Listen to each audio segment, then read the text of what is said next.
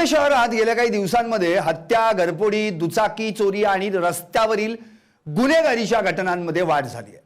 मुंडवा भागात अवघ्या 15 दिवसांमध्ये हत्येच्या 3 घटना आणि शहरात 90 दिवसांमध्ये 50 पॉक्सोचे गुन्हे दाखल झाले। महिला व बालकांच्या सुरक्षिततेवर यामुळे गंभीर प्रश्नचिन्ह निर्माण झालंय। त्यामुळे पुण्याचे पोलीस आयुक्त नेमकं करतात तरी काय असा प्रश्न आता निर्माण होतोय। नसरापूर येथील चिमुकलीवर अत्याचाराची घटना ताजी असतानाच पुणे शहरात 24 तासात खुनाच्या आणखी 2 घटना घडल्या। दोघांवर खुनी हल्ला करण्यात आला। सांस्कृतिक शहर म्हणून ओळख असलेल्या पुण्यात काही दिवसांमध्ये गुन्हेगारी घटनांची मालिका सुरूच आहे। कोरेगाव पार्क मध्ये एका महिला वकिलासोबत झालेल्या विनयभंगाच्या घटनेमुळे महिलांच्या सुरक्षिततेचा प्रश्न पुन्हा एकदा ऐरणीवर आलाय। पोलिसांनी आरोपींना तातडीने अटक केली असली तरी शहरातील वाढत्या धाडसी गुन्ह्यांमुळे नागरिकांमध्ये भीतीचं वातावरण निर्माण झालंय। 12 मेला कात्रजमध्ये पुणे महानगरपालिकेचे कर्मचारी दीपक क्षीरसागर यांची कात्रज येथील त्यांच्या घराबाहेर हत्या। 13 मेला भोर तालुक्यातील नसरापूर येथे 3.5 वर्षीय मुलीवर लैंगिक अत्याचार, त्यानंतर तिची हत्या। 65 वर्षीय आरोपीला अटक। मोशी येथे रिपब्लिकन पक्षाचे आठवले गटाचे अनिल मोरे यांची भोसकून हत्या। 14 मे रोजी हडपसरमध्ये वैयक्तिक वादातून 25 वर्षीय गणेश बिरादार याची हत्या। 14 मे रोजी घरगुती वादातून 80 वर्षीय सासूचा गळा चिरल्याच्या आरोपाखाली एका 60 वर्षीय महिलेला अटक। 15 मे रोजी Republican party of India Athawale गटाचे ज्येष्ठ पदाधिकारी अनिल मारुती मोरे यांची मोशी येथील एका बारमध्ये भोसकून निर्गुण हत्या। 16 मे रोजी वडगाव बुद्रुक परिसरात अनैतिक संबंधाच्या संशयातून एका तरुणाचा खून। 17 मे रोजी कासेवाडीत मुलीनं आपल्या बापाच्या छातीत चाकू मारून खून। 17 मे रोजी एका वकील महिलेवर पब पार्टीनंतर धावत्या कारमध्ये अत्याचार केल्याची घटना। 18 मे रोजी कोथरूड येथील गोपीनाथ नगर परिसरात टोळक्यानं एका तरुणावर कोयत्यानं खुनी हल्ला। 18 मे रोजी जुन्या पैशाच्या वादातून रिक्षा चालकाला कोयत्यानं वार करून पुलाखाली फेकल्याची नरे भागात घडलेली घटना। 30 एप्रिल रोजी देहू रोड येथील गोळीबार आणि हत्या प्रकरण। 35 वर्षीय रमेश रेड्डी या राजकीय कार्यकर्त्याची आणि जुगाराच्या अड्ड्याचा चालक त्याची गोळ्या घालून हत्या। पुणे जिल्ह्यातील 4 वर्षांच्या चिमुकलीवर अत्याचार आणि हत्येच्या घटनेनंतर राज्यभर संताप व्यक्त करण्यात आला। या प्रकरणात मुख्यमंत्री देवेंद्र फडणवीस यांनीही फास्ट ट्रॅक सुनावणी आणि कठोर शिक्षेची भूमिका घेतली।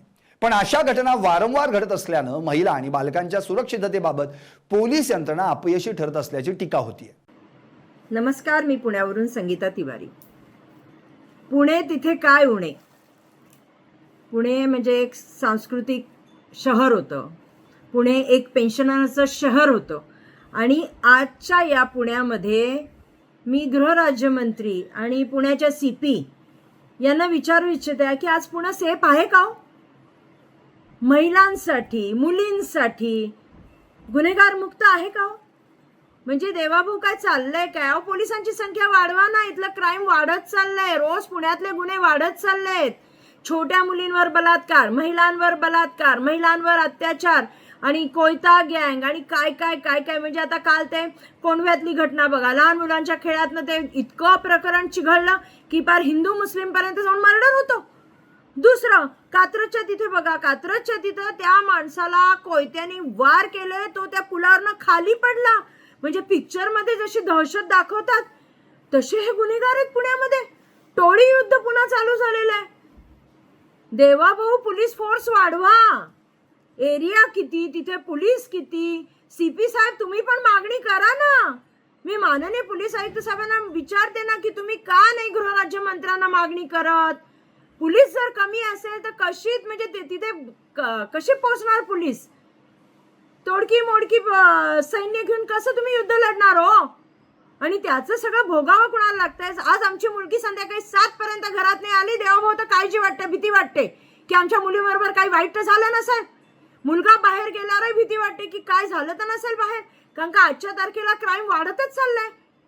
जेव्हा टीव्ही चालू करतो तेव्हा पुण्यात हा प्रकार, टीव्ही चालू केला की पुण्यात हे क्राईम झालं, कोयता गँग दिसतात, बलात्कार, छोट्या छोट्या मुली सोडत नाही तो।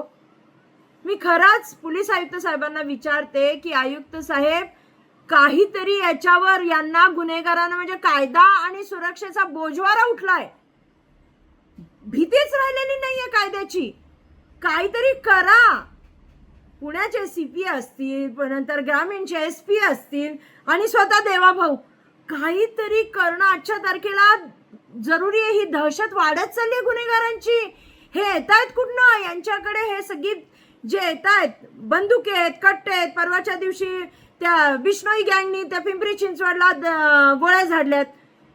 कसं काय होतंय हे? आणि का होतंय? काय चाललंय काय? म्हणजे सामान्य माणसाचं आयुष्य शून्य झालंय का? त्याला काही किंमत नाहीये का? आमच्या मुलीबाळींच्या इज्जतीला काही किंमत नाहीये का? तेव्हा माननीय देवाभाऊ आणि माननीय आयुक्त साहेब पुण्याचे सीपी, विनंती करते की कुठेतरी याला कायदा सुरक्षेचा एक अंकुश बसवा आणि ही सगळी क्राईम जी होत आहेत ती थांबवा, नाही तर पुणेकर रस्त्यावर उतरतील. जय हिंद, जय महाराष्ट्र. पुणे शहर पोलीस आयुक्त म्हणून अमितेश कुमार गेली 2-2.5 वर्षांपासून कार्यरत आहेत. पोलीस आयुक्तांकडे शहरातील कायदा सुव्यवस्था राखणं, गुन्हे नियंत्रण, पेट्रोलिंग, गुन्हे उघडकीस आणणं, वाहतूक नियंत्रण आणि संवेदनशील परिस्थिती हाताळण्याची जबाबदारी असते. मात्र काही महिन्यांपासून पुण्यातील गुन्हेगारी कोणत्या थराला गेली आहे हे पाहिलं तर पोलीस काय करतात का नाही, हे पाहिलं तर पोलीस काही करतात की नाही असा प्रश्न उपस्थित होतोय. Bureau report, LS Marathi.